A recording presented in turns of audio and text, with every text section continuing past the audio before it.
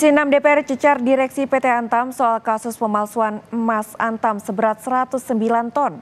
Direktur Utama PT Antam menegaskan kasus emas 109 ton yang kini ditangani Kejaksaan merupakan pemalsuan label emas Antam.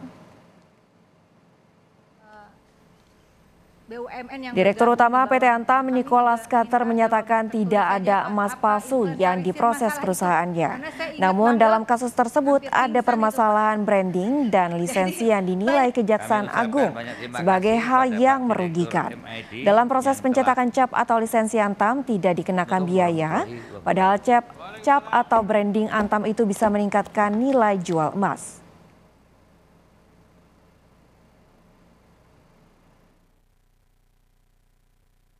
Karena Kejaksaan menetapkan 6 orang tersangka dengan tuduhan bahwa pemalsuan terhadap merek Antam.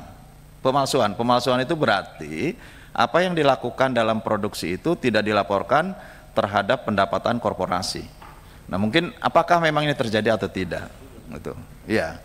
Pada akhirnya rentetannya kan kepada pajak, kepada PNBP, kepada pajak-pajak lainnya. Karena setiap kali perubahan wujud dalam produksi kan terkena pajak gitu.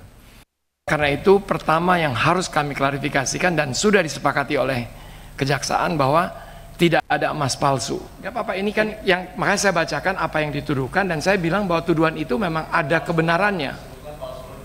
Palsunya sebenarnya dari Kejaksaan Pak Herman tidak disebutkan palsu. Kalau kita dengarkan benar-benar, tapi kan media itu kan menuliskan emas palsu 109 ton. Padahal kalau kita dengar Pak Kun tadi, di dalam statementnya itu tidak sama sekali menyebutkan emas palsu. Makanya oleh Pak Kapuspen akhirnya dijelaskan bahwa bukan emas palsu. Itu yang paling penting buat kita harus, karena ya, nah ini, tapi tidak dibilang palsu. Kualitasnya dibilang rendah atau dibilang capnya atau tadi yang Pak Nyoman tadi sampaikan bahwa apa bedanya sih yang namanya logo, brand.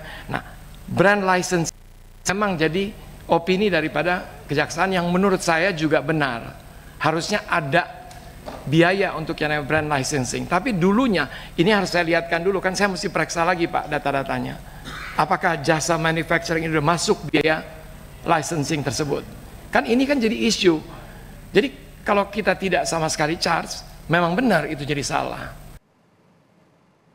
Sebelumnya, Kejaksaan Agung telah menetapkan 6 General Manager di PT Antam sebagai tersangka dalam kasus dugaan peredaran emas Antam ilegal. Kejagung menyebut sejak 2011 hingga 2021 terdapat 109 ton emas Antam ilegal dicetak dan diedarkan.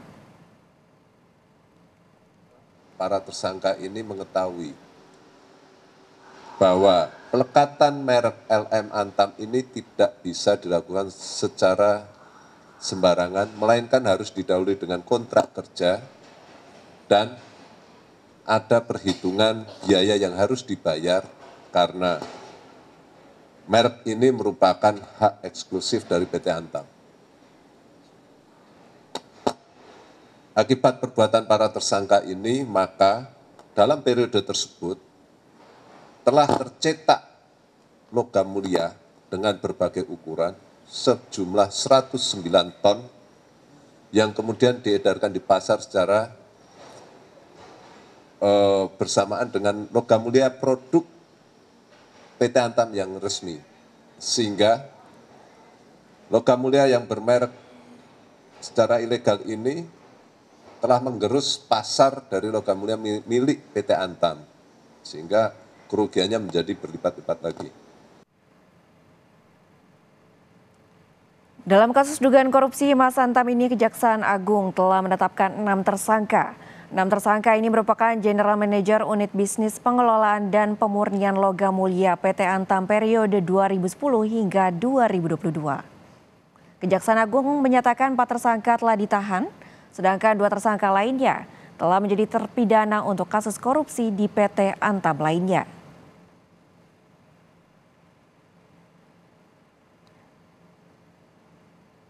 Kejaksaan Agung menjelaskan modus korupsi emas Antam ini dengan wewenangnya 6 tersangka tersebut memberikan izin untuk melekatkan merek LM Antam ke logam mulia milik perusahaan swasta.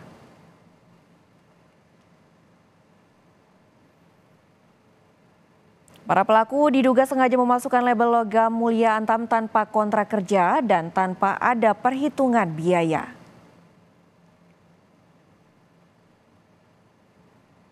Emas Antam ilegal ini diduga dipasarkan bersamaan dengan produk logam mulia PT Antam yang resmi lainnya.